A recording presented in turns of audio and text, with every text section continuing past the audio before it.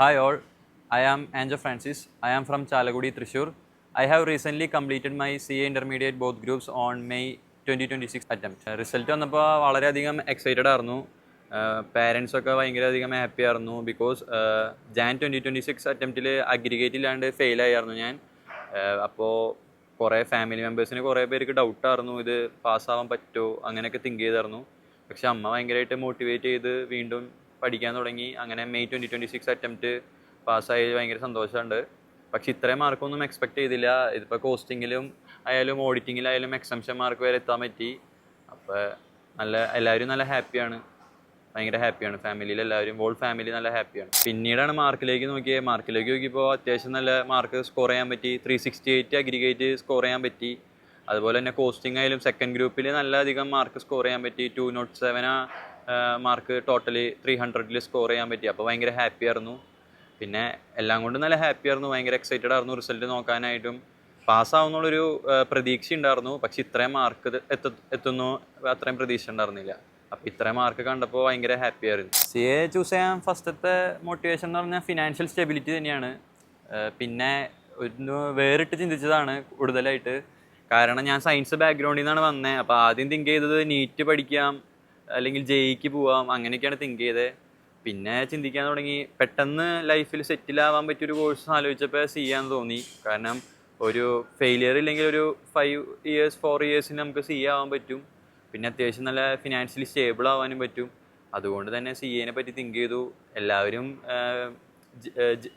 എൻജിനീയറിങ്ങും ഡോക്ടറും ആവാൻ നോക്കുമ്പോൾ നമുക്കൊരു വെറൈറ്റിയിൽ പോകാമെന്ന് വിചാരിച്ചാണ് CA കൂടുതലും പ്രിഫർ ചെയ്തത്. ട്രിപ്പിൾ ഐ അന്ന് ഞങ്ങൾ പഠിക്കണ സമയത്ത് ട്രിപ്പിൾ ഐനെ പറ്റി ഭയങ്കര അഭിപ്രായവും എന്നും അങ്ങനെ തന്നെയാണ്. ഫാക്കൽറ്റി പൂളാണ് മെയിൻലി ഭയങ്കരമായിട്ട് അവരെ ബാക്കിയെല്ലാ ഇൻസ്റ്റിറ്റ്യൂട്ടിൽ നിന്നും വേറിട്ട് നിർത്തുന്നത്. എല്ലാ ഫാക്കൽറ്റീസും ഭയങ്കര സപ്പോർട്ടീവ് ആയിരുന്നു. ട്രിപ്പിൾ ഐയുടെ വർക്ക് ബുക്ക് തന്നെ ഭയങ്കര നല്ലോണം ഹെൽപ്പ് ചെയ്തിട്ടുണ്ട്. ഇപ്പം വേറെ ക്വസ്റ്റ്യൻസിന് വേണ്ടി ടൈം സ്പെൻഡ് ചെയ്യേണ്ട ഒന്നല്ല, all types of questions are available in 1 book ആയിരുന്നു ട്രിപ്പിൾ ഐയുടെ ബുക്സിൽ. പിന്നെ അതുപോലെ തന്നെ MCQ എന്ന് പറയുന്ന ബുക്കിലെറ്റ് ഞങ്ങൾ പഠിക്കുന്ന സമയത്ത് 2 ബുക്ക് ഇറക്കിയിട്ടുണ്ടായിരുന്നു, ഗ്രൂപ്പ് 1നും ഗ്രൂപ്പ് 2നും. അത് ഭയങ്കരമായിട്ട് ഹെൽപ്ഫുൾ ചെയ്തിട്ടുണ്ട്. കാരണം ഫസ്റ്റ് അറ്റംപ്റ്റിൽ ഞാൻ എക്സാം എഴുതിയപ്പോൾ ഫെയിലായി. കാരണം ഞാൻ ആൻസർ ഷീറ്റ് എടുത്തിട്ടുണ്ടായിരുന്നു, അതിൽ MCQയിൽ ഭയങ്കര മാർക്ക് കുറവായിരുന്നു. പിന്നീടാണ് ട്രിപ്പിൾ ഐയുടെ MCQ ബുക്കിലെറ്റ് ഞാൻ യൂസ് ചെയ്യാൻ തുടങ്ങിയത്. അങ്ങനെ യൂസ് ചെയ്തപ്പോൾ എനിക്ക് ഈ മെയ് 2026 അറ്റംപ്റ്റിൽ എല്ലാ MCQസും നല്ല കോൺഫിഡൻ്റ് ആയിട്ട് മാർക്ക് ചെയ്യാൻ പറ്റി. ജാൻ 2026 എനിക്ക് അത്രയും പറ്റിയിട്ടുണ്ടായിരുന്നില്ല. കാരണം ഞാൻ MCQ പ്രാക്ടീസിങ് ഭയങ്കര കുറവായിരുന്നു. ട്രിപ്പിൾ ഐയുടെ പുസ്തകം പിന്നെ ഞാൻ യൂസ് ചെയ്യാൻ തുടങ്ങിയപ്പോഴാണ് MCQ ബുക്ക്ലെറ്റ് ഭയങ്കരമായിട്ട് യൂസ് ചെയ്തു. അതുകൊണ്ട് തന്നെ MCQ നല്ല ഈസി ആയിരുന്നു. പിന്നെ എല്ലാ ബുക്കും ചില സബ്ജക്റ്റിൻ്റെ കേസിൽ ഫാക്കൽറ്റി ബുക്ക് തന്നെ എല്ലാ ക്വസ്റ്റ്യൻസും അടങ്ങിയതായിരുന്നു. ഇപ്പോൾ കോസ്റ്റിംഗ് ഒക്കെ ആയാലും ഫാക്കൽറ്റി ബുക്ക് തന്നെ ഇനഫായിരുന്നു. അങ്ങനെ പഠിക്കാൻ ഞങ്ങൾക്ക് ട്രിപ്പിൾ ഐ ഭയങ്കരമായിട്ട് ഹെൽപ്ഫുള്ളായിരുന്നു. അങ്ങനെ പ്രത്യേകിച്ച് സ്റ്റഡി പ്ലാൻ ഒന്നും പറയാനുണ്ടായിരുന്നില്ല. 2 മാസം അത്യാവശ്യം നല്ലോണം വർക്ക് ചെയ്തായിരുന്നു. ദിവസവും അത്യാവശ്യം ടൈമിരുന്ന് പഠിക്കുമായിരുന്നു. പിന്നെ ഒരു സബ്ജക്റ്റിനെയാണ് മെയിനായിട്ട് ഒരു ദിവസം ഫോക്കസ് ചെയ്താൽ, ചിലവരിപ്പോൾ 2 സബ്ജക്റ്റ് ഫോക്കസ് ചെയ്യും. ഞാൻ ഒരു ഫസ്റ്റ് 5 ഡേയ്സ് ഒരു സബ്ജക്റ്റ് കൊടുക്കുക, പിന്നെ അടുത്ത 5 ഡേയ്സ് അടുത്ത സബ്ജക്റ്റ് കൊടുക്കുക. അങ്ങനെ അതിൽ മാക്സിമം പുഷ് ചെയ്യും മൊത്തം തീർക്കാനായിട്ട്. കുറേ ക്വസ്റ്റ്യൻസ് ഫോക്കസ് ചെയ്യാം, പഠിക്കണേക്കാളും കൂടുതൽ ക്വസ്റ്റ്യൻസ് കുറേ ഫോക്കസ് ചെയ്തിട്ടുണ്ടായിരുന്നു. അപ്പോൾ തന്നെ ആ ഭാഗത്തുനിന്ന് വരണ MCQസും കുറേ ട്രൈ ചെയ്യുക, അങ്ങനെയൊക്കെ ആയിരുന്നു പഠിച്ചിരുന്നത്. പിന്നെ പ്രോബ്ലം പേപ്പറിനേക്കാൾ ഉപരി ഞാൻ കൂടുതൽ വർക്ക് ചെയ്തിരുന്നത് തിയറി പേപ്പേഴ്സായിരുന്നു. എനിക്ക് തിയറി പേപ്പേഴ്സ് ഭയങ്കര ബുദ്ധിമുട്ടായിരുന്നു. അതിപ്പോൾ ഓഡിറ്റിംഗ് ആയാലും ലോ ആയാലും അത്യാവശ്യം നല്ലോണം വർക്ക് ചെയ്തായിരുന്നു.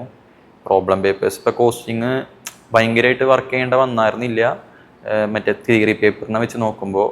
അപ്പോൾ മെയിനായിട്ടുള്ള എൻ്റെ വീക്കർ സബ്ജക്റ്റിനെ ഞാൻ കുറച്ചുകൂടി ഫോക്കസ് ചെയ്ത് ബാക്കിയുള്ള സബ്ജക്റ്റിന് അത്യാവശ്യം പുഷ് ചെയ്ത് നല്ല അഗ്രിഗേറ്റ് സ്കോർ എടുക്കാൻ നോക്കിയത്. കൺസിസ്റ്റൻസി എന്ന് പറഞ്ഞാൽ എനിക്ക് ജാൻ 2026 കുറച്ച് ഫാമിലി ഇഷ്യൂസ് കാരണം കുറേ ക്ലാസ്സൊക്കെ ഓൺലൈൻ ആക്കേണ്ട വന്നു.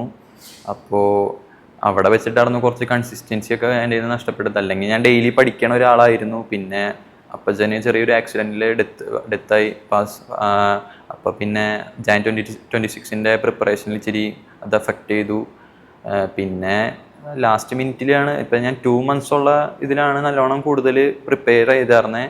എന്നാൽ ക്ലാസ്സസ് ഒന്നും മിസ് ചെയ്തിട്ടില്ല. ക്ലാസ്സസ് അപ്പോൾ എല്ലാത്തിനും പറ്റി ആദ്യമായിട്ടല്ല അറിഞ്ഞിരുന്നത്. ക്ലാസ്സസിലെല്ലാം അത്യാവശ്യം കേട്ട് ഇപ്പോൾ ഓൺലൈൻ ക്ലാസ് വന്നതായാലും ഞാൻ റെക്കോർഡിങ്സ് ആയാലും എങ്ങനെയെങ്കിലുമൊക്കെ കണ്ട് തീർത്ത് ക്ലാസ്സസ് എല്ലാത്തിനെ പറ്റി മനസ്സിലാക്കിയായിരുന്നു. ലാസ്റ്റ് മിനിറ്റിലിരുന്ന് ഒരു സബ്ജക്റ്റിൽ നിന്ന് പഠിക്കുകയല്ല ചെയ്തത്, അതിനെ കൂടുതലൊന്നും കൂടി തറവാക്കി റീഡ് ചെയ്ത് മനസ്സിലാക്കുക ചെയ്തത്. കാരണം നോളജ് ഉണ്ടായിരുന്നു സബ്ജക്റ്റിനെ പറ്റി അത്യാവശ്യം നല്ല രീതിക്ക്. എന്നിട്ട് പിന്നെ 2 മാസത്തിൽ അത്യാവശ്യം നല്ല രീതിക്ക് എഫേർട്ട് ഇട്ട് വർക്ക് ചെയ്തു. അങ്ങനെയായിരുന്നു ക്രാക്ക് ചെയ്തത്. എപ്പോഴും കൺസിസ്റ്റൻസിയാണ് നല്ലത്. കാരണം ഫൗണ്ടേഷൻ ഞാൻ ഫസ്റ്റ് അറ്റംപ്റ്റ് തന്നെ ക്ലിയർ ചെയ്തു. അത് കുറച്ചും കൂടി കൺസിസ്റ്റൻ്റ് ആയിട്ട് ഡെയിലി ബേസിസിൽ നിന്ന് പഠിച്ച കാരണമാണ് എനിക്കിത് കുറച്ച് ട്രാക്ക് ഔട്ട് ആയ കാരണമാണെന്ന് വിചാരിക്കുന്നു.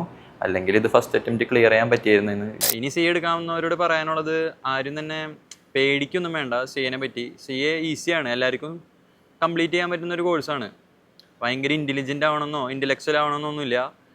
നമുക്കൊരു സിലബസ് ഉണ്ട്, അത് കവർ ചെയ്യാനുള്ളൊരു ഡിസിപ്ലിനും ഡിറ്റർമിനേഷനും കമ്മിറ്റ്മെൻറ്റ് ഉണ്ടെങ്കിൽ തന്നെ സി എ ഈസി ആയിട്ട് ഫസ്റ്റ് അറ്റംപ്റ്റിൽ തന്നെ നല്ല മാർക്കോടുകൂടി സ്കോർ ചെയ്ത് പാസ്സാകാൻ പറ്റുന്ന ഒരു സബ്ജക്റ്റ് കോഴ്സാണ്.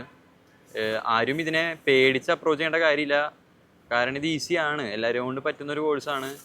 എല്ലാവരും ഒരു ഡെഡിക്കേറ്റഡ് ആയിട്ട് പഠിക്കുക, അത്രയാണ് പറയാനുള്ളത്.